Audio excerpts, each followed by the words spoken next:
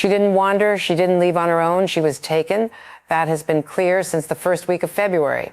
What has not been clear, even now, 69 days later, is who took her, where she is, and whether she is still alive.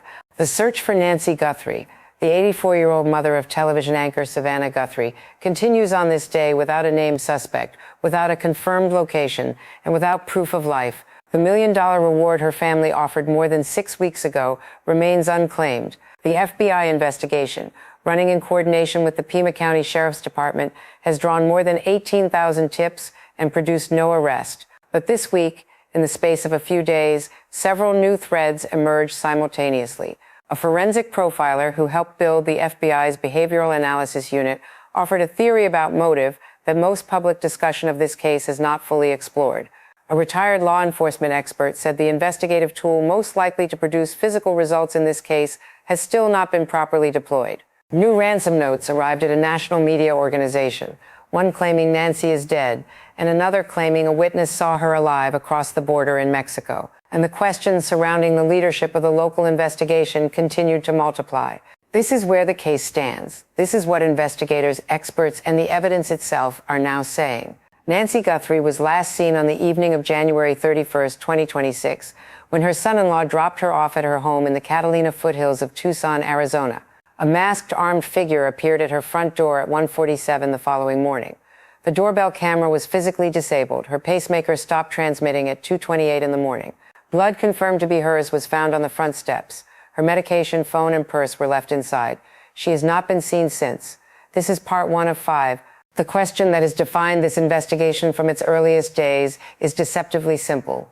Why Nancy? She is 84 years old. She lives in a gated residential community. She is not a public figure in her own right. She has trouble walking to her mailbox. There are wealthy people throughout the Tucson area, throughout the state of Arizona. So why this woman in this house on this particular night? This week, a forensic profiler who spent decades helping the FBI develop the methodology for criminal profiling offered a framework that moved the public conversation in a different direction than it has gone before. Dr. Burgess, who helped establish the FBI's Behavioral Analysis Unit, and whose work helped shape the academic foundation of modern criminal profiling, said that when she looks at this case, one possible motive stands apart from the others. She called it retribution. The theory is not that Nancy Guthrie was targeted because of who she is. It is that she may have been targeted because of who she is connected to. Someone, Dr. Burgess suggested, may have taken Nancy to reach someone else in her orbit, to cause pain to someone close to her, to settle a grievance that has nothing to do with an 84-year-old woman living alone in Tucson. She noted that in cases involving what she described as personal cause, the person responsible is not a serial offender looking for opportunity. They are acting on something specific and private, a grudge, a belief that someone in the victim's family caused harm, a desire for a form of justice or punishment that law enforcement cannot provide. Dr. Burgess said that investigators in cases like this one should be looking back, not just at the weeks before the abduction, but at the years. Decade-old grievances, she noted, are not rare in cases that turn on personal motive. She cited cases without naming the Guthrie case specifically, where the time between a perceived wrong and an act of retribution spanned 8 to 10 years. The person who carried that anger did not let it go. They waited. She also raised a second possible motive, one that the visible wealth and profile of this case makes easy to overlook. She said it is possible that whoever planned this was not thinking primarily about money. The Bitcoin ransom demand, she noted, could have been designed to redirect investigators, to make a deeply personal act look like a financial crime, to buy time and confusion. She said law enforcement should be asking who, across the full span of Nancy's life and the lives of the people close to her, would benefit from causing this family pain. That question, she said, points in a different direction than tip lines and surveillance footage. Dr. Burgess also addressed one of the most uncomfortable questions that has circulated since the beginning of this case. Could the abductor act again? She said the answer depends entirely on motive. If this was personal cause, directed at one family for one reason, the likelihood of the same person doing this to another family is low. But she was careful. She said that certainty in either direction is not available and that law enforcement should never categorically rule out the possibility. The ransom note picture in this case has now divided into two distinct and very different tracks, and understanding what separates them matters. In the first week of February, two notes arrived demanding payment in Bitcoin. The first set a deadline and a price of $4 million. The second raised the deadline and raised the price to $6 million.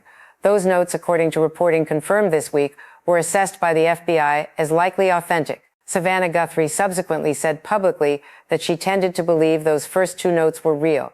Those statements, taken together, have now been further confirmed by reporting that the FBI did indeed communicate to the family that it believed those initial communications came from the actual abductors. What happened next is now clearer than it has been.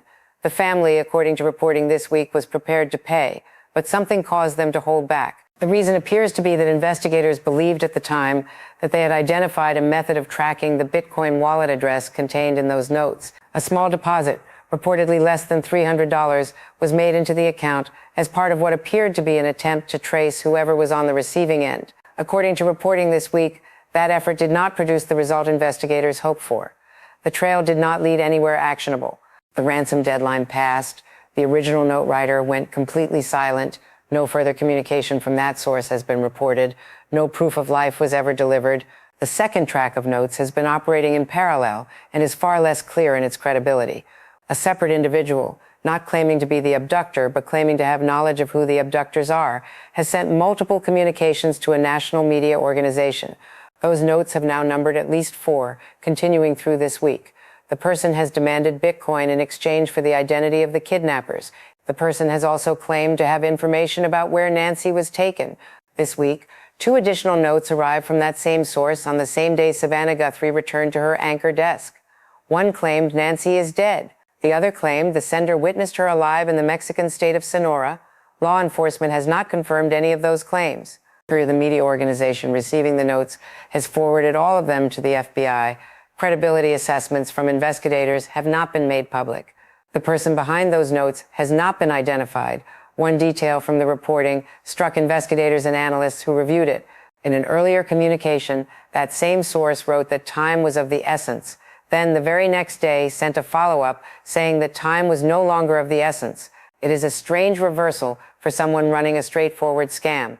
Scammers maintain urgency. They do not remove it. Whether that detail signals something genuine or something more calculated remains an open question no one has publicly resolved. 2 specific investigative failures have now been cited repeatedly by law enforcement professionals who have been tracking this case from the outside, and both of them speak to the same underlying problem. The first is cadaver and detection dogs. A retired lieutenant from the Nassau County Police Department, one of the founding members of the NYPD's K-9 unit, spoke publicly this week about their absence in this investigation. He said the decision not to deploy K-9 detection teams from the beginning of this case was, in his view, inexplicable. These animals, he said, are recognized by courts as scientific instruments. They detect biological material at the molecular level. They can navigate terrain in darkness, in desert heat, in environments that defeat human searches entirely. He said that if cadaver dogs had been deployed immediately, when the ground around the home and the surrounding neighborhood was still as close to its original state as possible, the chances of locating additional physical evidence, a hair, a clothing fragment, a biological trace left by whoever transported Nancy from the property, would have been significantly higher. He said the sheriff's decision to place these resources on hold from the beginning reflected a fundamental failure to understand the nature of the crime that had taken place. He also raised the question of timing. Unlike some investigative tools, K-9 detection does not have a hard expiration date. Dogs have located human remains decades after death. He said that even now, at day 69, a properly organized grid search using detection dogs in the area surrounding the Catalina Foothills property could produce results. He said if this is a recovery rather than a rescue, which he believes it is, finding Nancy's remains would also mean finding evidence, whatever the person who took her left behind, at whatever location she was brought to. The second failure is the crime scene itself. A former law enforcement official speaking this week described a scene that was released back to the family before it had been fully processed, a scene that then had vendors, pool cleaners, and other individuals walking through it before its investigative value had been fully extracted. He described the decision to release that scene as prematurely as one of the most consequential errors in the early days of this case. He said it was the moment he began to question the capacity of the leadership overseeing the investigation. The sheriff, for his part, has continued to defend his department. He said this week that he does not believe any mistakes were made. He pushed back against public characterizations of his detectives as unprepared. He He said discrediting an investigation of this kind does not help anyone, and that his people have worked extraordinary hours on this case. The Pima County Board of Supervisors has not accepted that response. They have formally demanded answers about the sheriff's work history, the conduct of his department, and the airport firearms incident from 2024. A recall effort continues against him, and the family of Nancy Guthrie, though they have not publicly criticized law enforcement by name, remains in daily contact with investigators, according to people familiar with their situation. Savannah Guthrie went back to work on Monday. She sat down at the anchor desk she has occupied for years. She said it was good to be home. Her colleagues said it was good to have her back. She moved through the broadcast. What she carried into that studio is not something that resolves because a camera comes on. Her mother is still missing. The person who took her has not been identified. The case that has consumed her family for more than 2 months has not moved toward any public resolution. She went back to work anyway, because that is what people do when there is nothing else they can do but wait. The experts who have reviewed this case in recent weeks have not arrived at uniformly hopeful conclusions, but they have arrived at consistent ones. The case can be solved. Whether it will be and when depends on variables that are not yet visible. The DNA recovered from inside Nancy's home remains in analysis. The mixture is complex.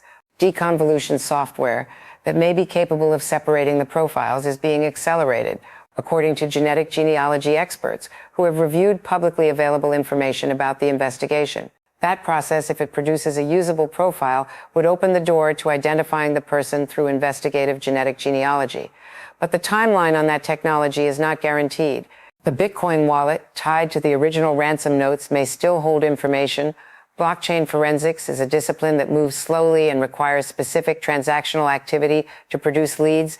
If the wallet has been touched again, if any movement has occurred through exchanges or conversion points, investigators may have something to follow, but that too depends on actions taken by people who know law enforcement is watching. The border corridor south of Tucson remains geographically relevant. The early search operation near Rio Rico, 60 miles south of the crime scene, has never been fully explained. The notes claiming a sighting in Sonora, Mexico have not been confirmed or denied. Whether the FBI has pursued that thread through diplomatic and investigative channels with Mexican federal authorities has not been made public. The reward stands at $1 million from the family and $50,000 from the FBI. No one has collected it. 18,000 tips have been received. None has produced an arrest.